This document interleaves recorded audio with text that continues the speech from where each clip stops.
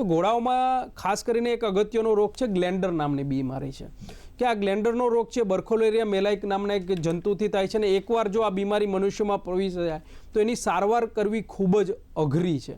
એટલા માટે થઈને સર્વિલન્સ સિસ્ટમ્સ ખૂબ જ આપણી અલગ છે અને આ ક્યારેય પણ કોઈ ઘોડાને નાકમાંથી જો રેસ્પિરેટરી ઇન્ફેક્શન્સ લાગે, નાકમાંથી છેડા કે લાળ પડતી હોય અથવા શરીર ઉપર કોઈ ભીંગડા કે એવો કોઈ ઘોડાને થયેલું હોય બરાબર, તો આવા ઘોડાઓમાં ગ્લેન્ડરનો રોગ હોઈ શકે.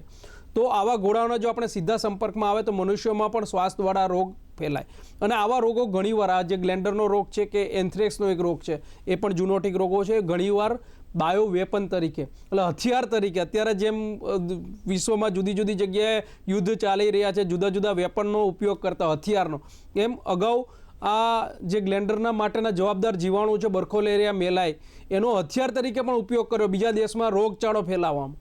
તો ખાસ સાવચેતી રાખવી. આવા કોઈ ઘોડામાં સેજ પણ બીમારી લાગે તો નજીકના પશુ રોગ સંશોધન એકમનો સંપર્ક કરવો અથવા પશુ દવાખાનાનો સંપર્ક કરી એ રોગનું નિદાન કરાવી શકાય. અને આવું જો કોઈ રોગ લાગે તો સરકાર દ્વારા આવા પશુઓને દયા મૃત્યુ આપવામાં આવતું હોય છે અને જે પશુ માલિક હોય છે એને વળતર પણ આપતા હોય છે. જી.